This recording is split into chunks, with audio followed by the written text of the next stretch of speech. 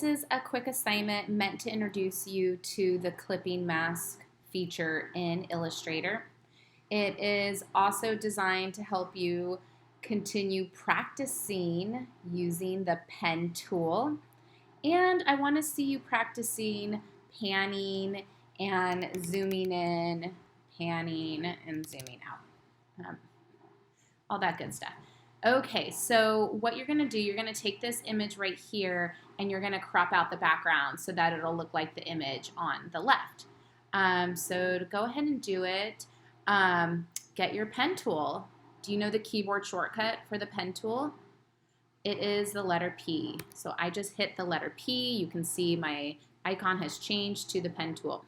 Notice that little asterisk star. That means we're gonna start a brand new path. So I'm going to go ahead and click on the head, and you know what, I'm kind of far away. So I'm going to zoom in by hitting Command plus. If you're on a PC, it's Control plus, and then I can pan by holding the space bar, and I can just click and drag. Okay, now I'm going to click and drag around the head. Now I want to tell you something. Right now, the way that my tool is set up is that it's set up to have a fill color. And that can be pretty distracting when you're trying to create the outline that you'll use for your clipping mask. So I recommend changing the fill to be clear, so choose the None button, and then go back to your stroke, and it's nice to see your stroke. So I'm gonna double click it just so this little color picker pops up, and I'm gonna pick a pretty obnoxious color that's really easy to see. You can always change your color later. And actually with the clipping mask, it's going to change to clear anyway, so it doesn't even matter. Okay, I'm gonna pan. I clicked once. This time I'm gonna click and drag a little, click and drag. Now again, if I mess up, I can always go back with my white arrow and clean things up if I need to. I recommend trying to use less anchor points as opposed to more, because then when you go in to clean anything up, it'll be a lot faster to clean up if you have less anchor points.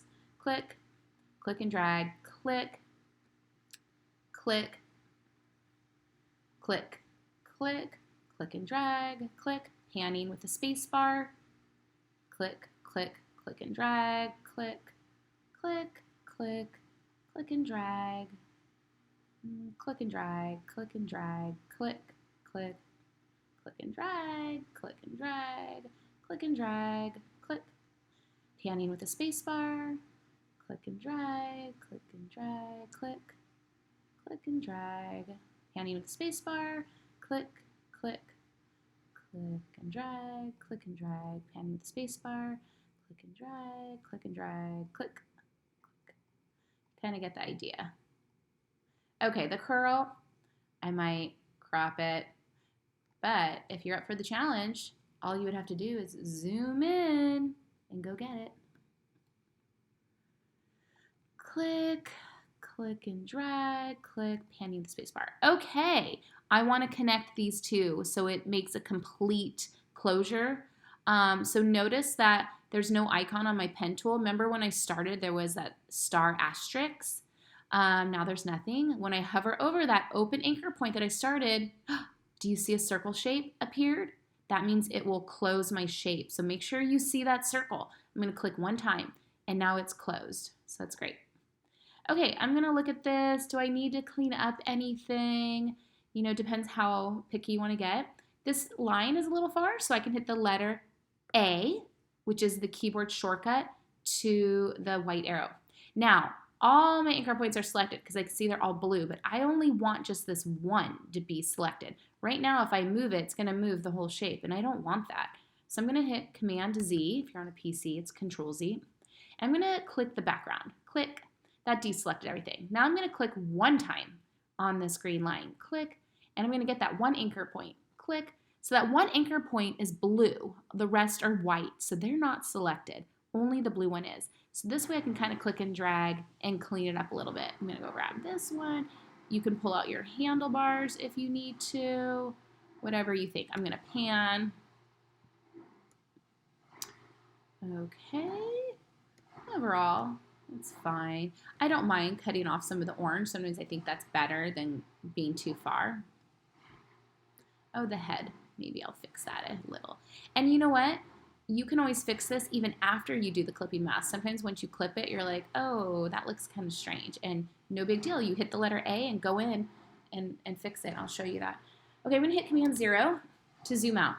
Okay, great. So now I have, I'm going to hit my black arrow. I have this outline, and it's kind of hard to see far away. So I'm going to change the stroke to be wider just so you can see it. And then I have my image, right? I'm going to hit Command Z. So I have my image and my line. So I need to select both of them.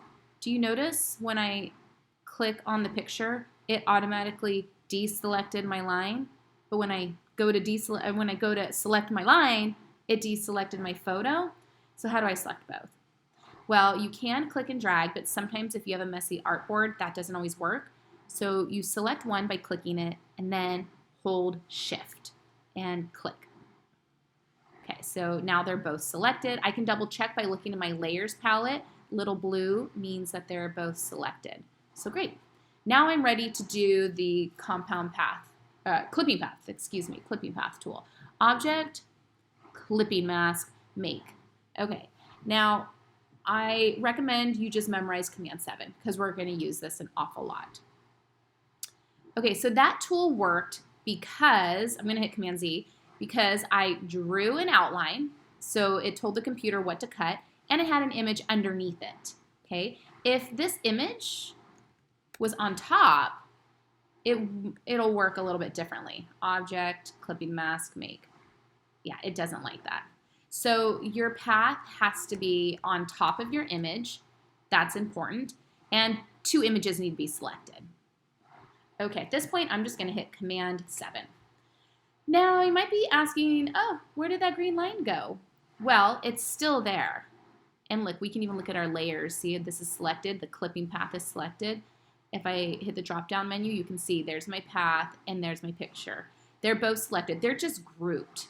So if you wanted to change it, you can double-click, click, click, and that will temporarily ungroup it. See how I moved my mask around?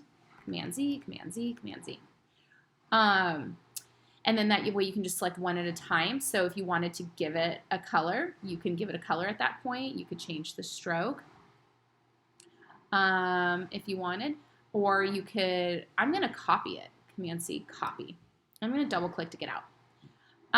If you don't want to use the black arrow double click, you always have access to your white arrow. So I just clicked it one time. My stroke is not popping up, so I'm going to go to Window, Stroke, and I could change it here. Maybe I'll change it back to a 1. I'm going to zoom in. And you guys, remember when I was talking about how, oh, if there's anything funny you don't like after you clip mask that you noticed, you know, maybe you're just deciding, oh, I don't really like that weird collar shape. You can go in and still change it later. I'm going to hit P negative if you wanted. I'm going to hit P plus. And then I'm using the white arrow to kind of move those around. So that's fine. Do you guys remember that I copied the path I drew? So I can hit Command V. This is just the outline that I drew. You have the option to fill it. So right now it has a green stroke. I can also give it a green fill. You know, I don't necessarily need the outline. And I can hit Command X, Command B to paste to the back. And then it gives you like a shadow. So if you wanted to have a shadow of your exact shape, you already did all the hard work of drawing the shape with the pen tool. So all I did was just copy and paste it to make that shadow.